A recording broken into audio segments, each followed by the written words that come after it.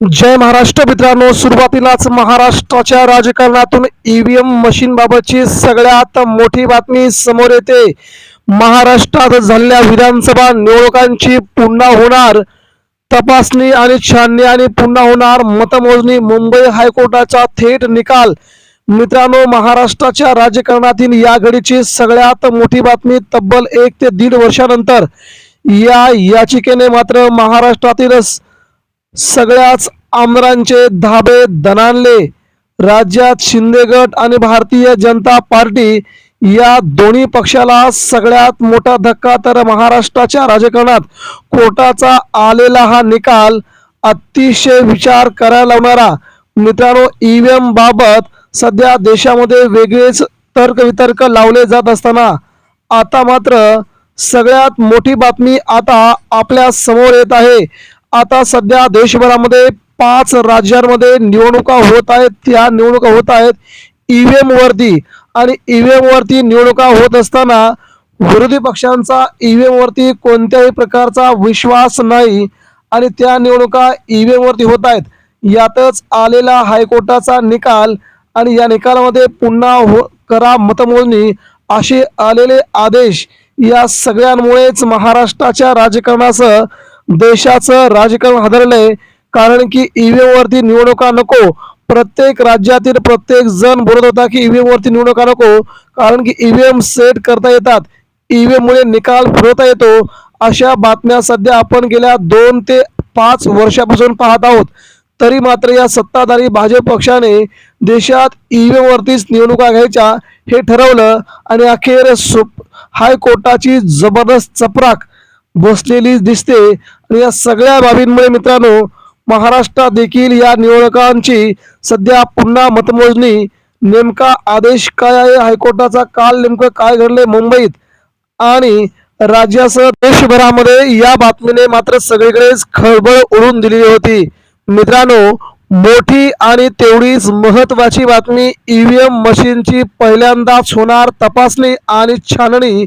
मुंबई हायकोर्टाचा ऐतिहासिक आदेश ही अतिशय महत्त्वाची, आणि विरोधकांना म्हणजे शिवसेना उद्धव बाळासाहेब ठाकरे यांच्या पक्षाला, काँग्रेसला आणि शरद पवारांच्या राष्ट्रवादी काँग्रेसला आणि मनसेला दिलासा देणारी सगळ्यात मोठी बातमी म्हणावी लागेल।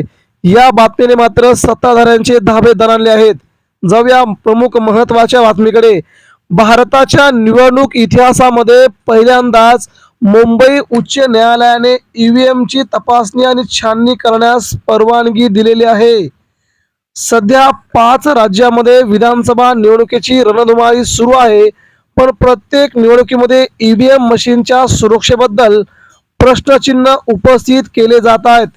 महाराष्ट्रात सुद्धा ईव्हीएम मशीन विरोधात राजकीय पक्षांनी बऱ्याच वेळा आक्षेप घेतला आहे। अशातच आता ईव्हीएमची तपासणी आणि छाननी करण्याचा ऐतिहासिक आदेश मुंबई उच्च न्यायालयाने दिला आहे। यामुळे सध्या राज्यातील बऱ्याच नेत्यांचे धाबे दणाणले आहेत। मुंबई उच्च न्यायालयाने दिलेल्या निकालामध्ये निवडणुकीतील ईव्हीएमची तपासणी, विधानसभा निवडणुकीतील ईव्हीएम तपासणी करा असे आदेशच मुंबई उच्च न्यायालयाने दिलेले आहेत। नेमक्या आता कुठल्या होणार मतमोजण्या हे देखील आपल्याला पाहणं गरजेचं आहे। देशातील महाराष्ट्रातील सगळ्याच विधानसभेच्या मतमोजण्या होणार का हे आता आपण जाणून घेऊया। भारताच्या निवडणूक इतिहासामध्ये पहिल्यांदाच मुंबई उच्च न्यायालयाने ईव्हीएमची तपासणी आणि छाननी करण्यास परवानगी दिली आहे। न्यायमूर्ती सोमशेखर सुंदरशन यांनी हा आदेश दिलाय। या प्रकरणातील याचिकाकर्ते काँग्रेस कार्यसमितीचे सदस्य आणि माजी मंत्री नसीम खान आहेत, तर प्रतिवादी आहेत दिलीप लांडे। काय आहे प्रकरण? 2024च्या महाराष्ट्र विधानसभा निवडणुकीत शिंदे शिवसेनेचे उमेदवार दिलीप लांडे यांनी मुंबई उपनगर जिल्ह्यातील चांदिवली मतदारसंघातून नसीम खान यांचा पराभव केला। खान यांनी निकालाविरोधात मुंबई उच्च न्यायालयामध्ये याचिका दाखल केली होती। या संदर्भात बोलताना नसीम खान म्हणाले की भारताच्या इतिहासात आतापर्यंत असे कधीही घडले नाही की निवडणुका पार पडल्यानंतर निवडणूक आयोगाने उमेदवार आणि अधिकाऱ्यांच्या उपस्थितीत ईव्हीएमची तपासणी किंवा तपासणी मोहीम राबवली असेल। हा एक ऐतिहासिक निकाल आहे।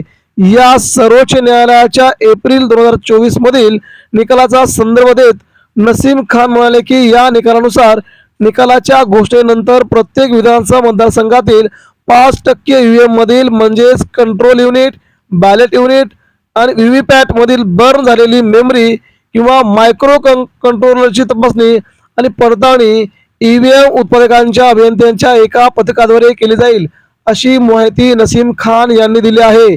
मुंबई उपनगर जिल्ह्याच्या उपनिवडणूक निर्णय अधिकारी यांनी नसीम खान यांना पाठवलेल्या पत्रानुसार ईव्हीएम उत्पादक कंपनी असलेल्या भारत इलेक्ट्रॉनिक्स लिमिटेड बंगळुरू यांच्यामार्फत 16 किंवा 17 एप्रिल रोजी मुंबईत केवळ निदान चाचणी करण्यास परवानगी दिलेली आहे. काँग्रेस पक्षाने आपल्या उमेदवारांना त्यांच्या संबंधित मतदारसंघामध्ये ईव्हीएम आणि ईव्हीएम व्हेरिफायबल पेपर ऑडिट ट्रेल युनिटची पडताळणी करून घेण्यास सांगितलं आहे. काँग्रेसच्या नेतृत्वाखालील इंडिया विरोधी आघाडीतील सुमारे 2 डझन उमेदवारांनी ईव्हीएमच्या विश्वासार्हतेबद्दल चिंता व्यक्त केली होती आणि आता आलेले हायकोर्टाचे आदेश मुंबईतील चांदिवली विधानसभा मतदारसंघामध्ये नसीम खान यांच्या इथे पुन्हा एकदा ईव्हीएमची मतमोजणी होणार, हे आता सगळीकडूनच बातम्या समोर येत आहेत. मित्रांनो, हा मुंबई हायकोर्टाचा ऐतिहासिक आणि तेवढाच महत्त्वाचा निकाल म्हणावा लागेल. याबद्दल मित्रांनो आपणास काय वाटतंय? देशाच्या राजकारणामध्ये अशा प्रकारचे निकाल आल्यास भारतीय जनता पार्टीला हादऱ्यावर हादरे बसतील, ही बाब मात्र नक्की आहे का? याबद्दल आपण आपल्या प्रतिक्रिया आमच्यापर्यंत पोहोचवा. धन्यवाद. जय हिंद.